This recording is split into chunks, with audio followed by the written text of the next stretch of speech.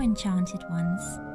In this video I will be showing you how I created this most beautiful enchanted book.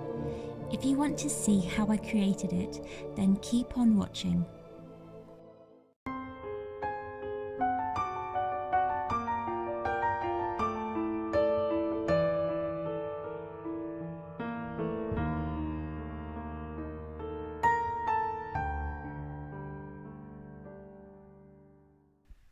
The book I decided to make over was a really meaningful book to me, and I wanted it to be just as meaningful on the outside as it was on the inside.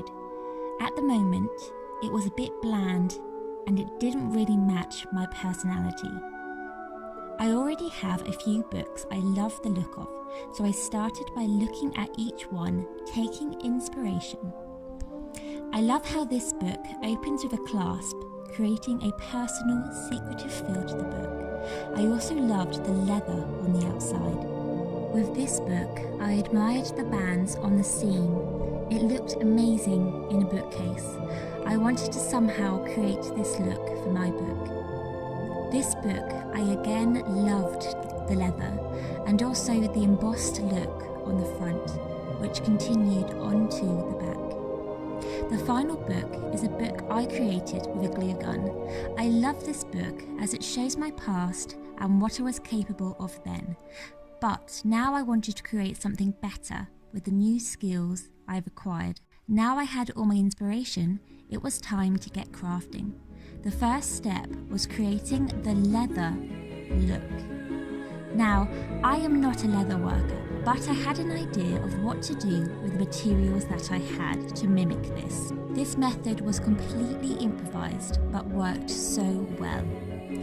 I got a piece of foam and cut it to the size of the front of the book, making sure it didn't get in the way of the seam.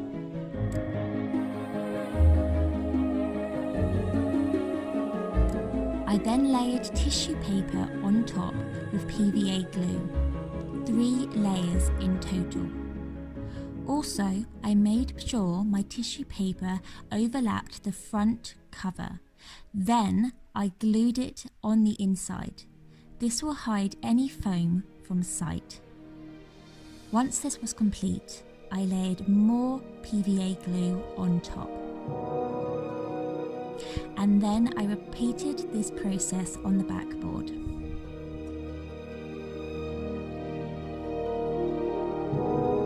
Then I left it to dry overnight. By placing a few items in the book, this allowed the pages to dry without sticking to the pages on the inside. The next day, I saw the result. The softness from the foam and texture from the tissue paper made the book look and feel like leather. I then started to work on the spine of the book. I wanted to create the raised bands I found inspiration from.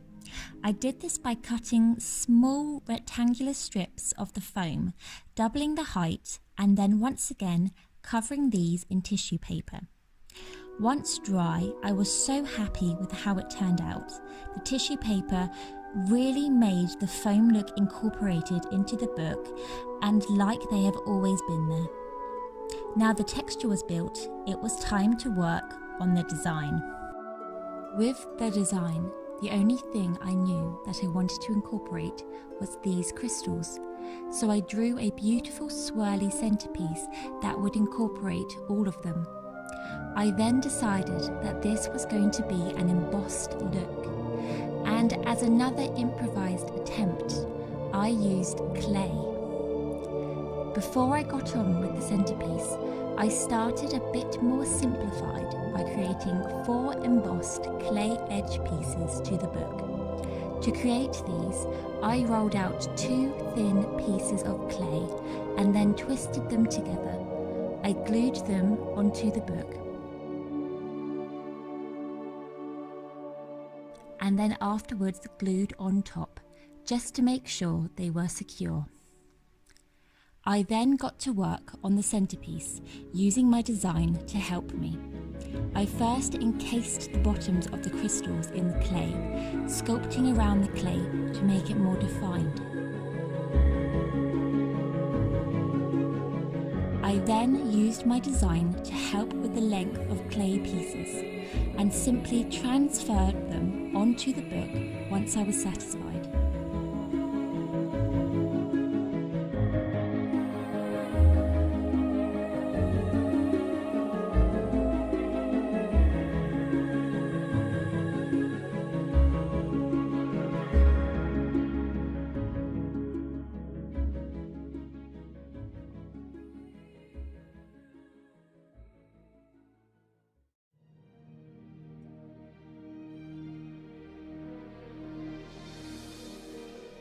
After this, I went on to the seam of the book, in which I stuck these crystals on with a glue gun.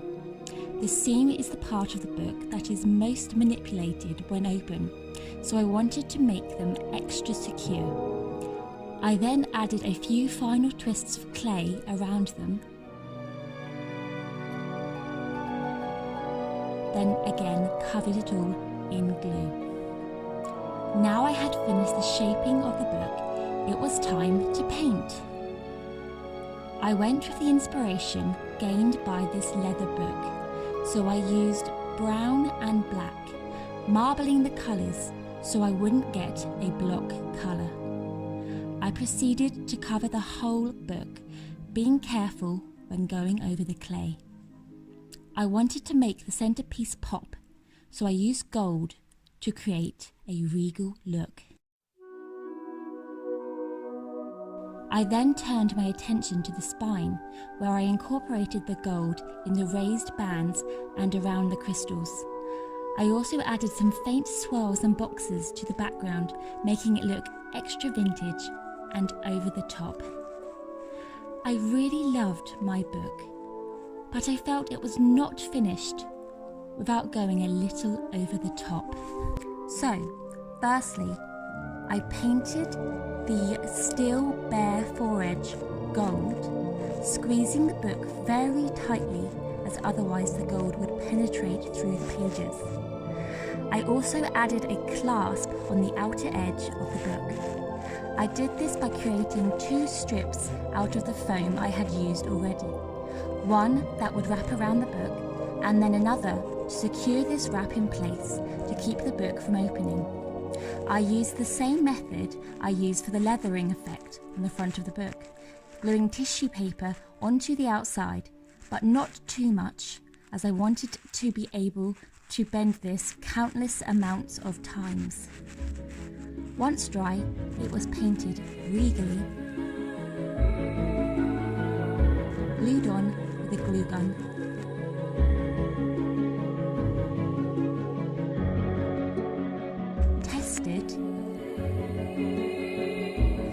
And then I added these lovely leaves to the clasp. Leaving no page unturned, I then continued my creativity to the back of the book, adding my name and a few gold edges. And after I was satisfied with everything, I covered the whole book in PVA glue and waited until it was completely dry. Now it was all complete. It was time to see what this book was capable of. I hope you enjoy.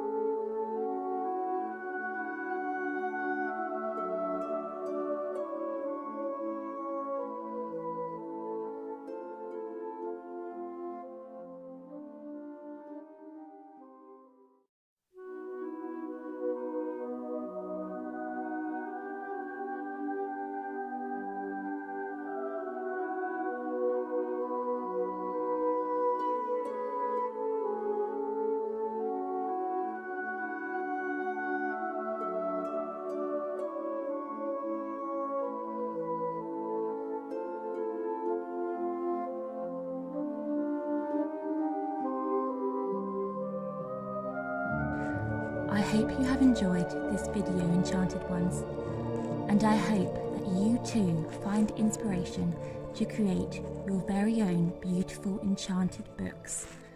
All my love, Alwyn.